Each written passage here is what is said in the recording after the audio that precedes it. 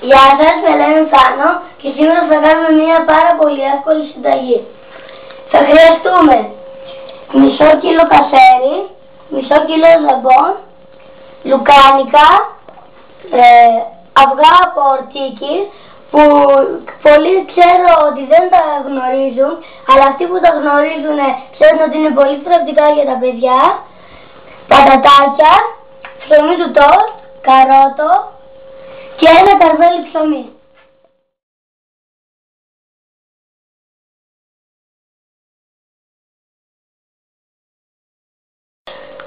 Θα χρησιμοποιήσουμε το κασέρι και το ζαμπόν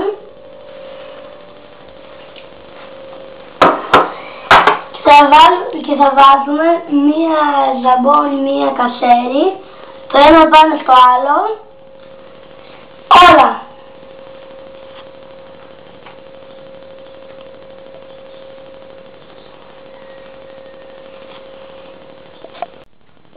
Κόβουμε τα υλικά μας σε κυβάκια με το μαχαίρι.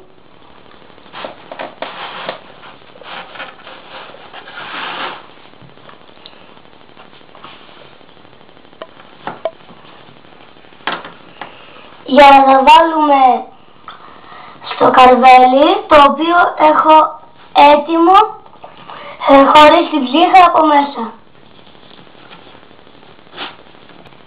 Αφού κόψουμε τα υλικά μας τα κυβάκια, θα φέρουμε τα λουκάνικα και τα αυγά από ορτίκι και θα βάλουμε λίγα από τα υλικά μας μέσα στο καρβέλι.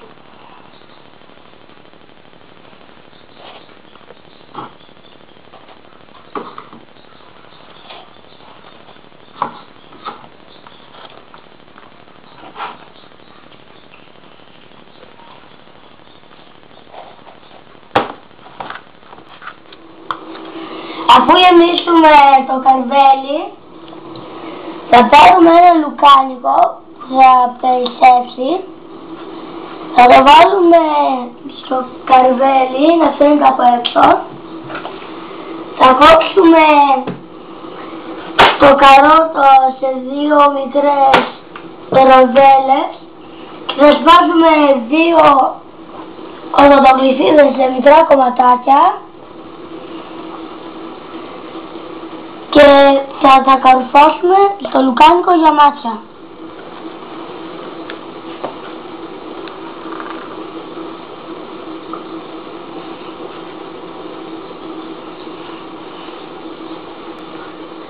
Θα φτιάξουμε το καβούκι της χελώνας με το να λείψουμε λίγο το πάνω μέρος της με βούτυρο.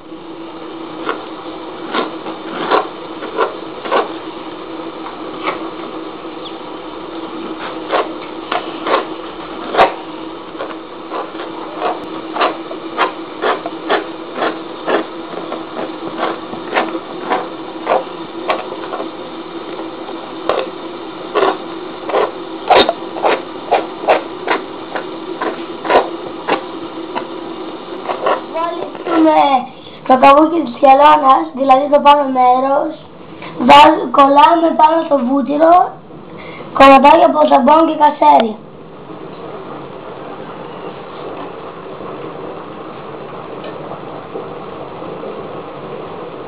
Και αφήνουμε πάντα λίγο κενό ανάμεσα.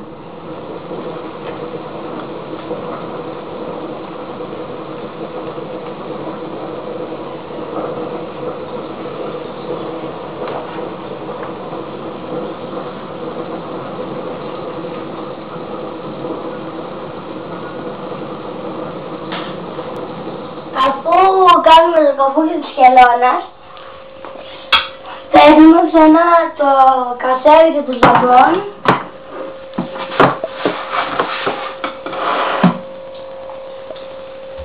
και το ψωμί του τόστ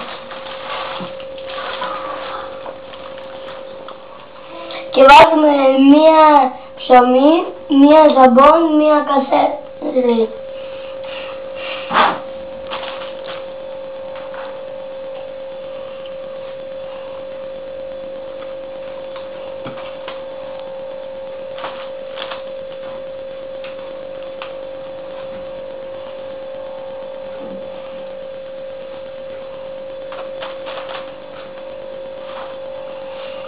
Και τα κόβουμε σε τρίγωνα.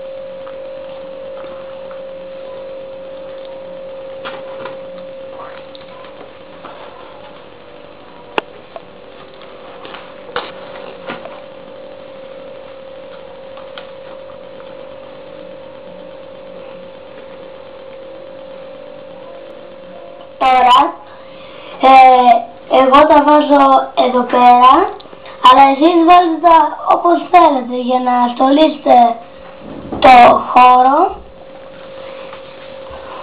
και μετά θα πάρετε τα πατατάκια και θα ρίξετε γύρω γύρω.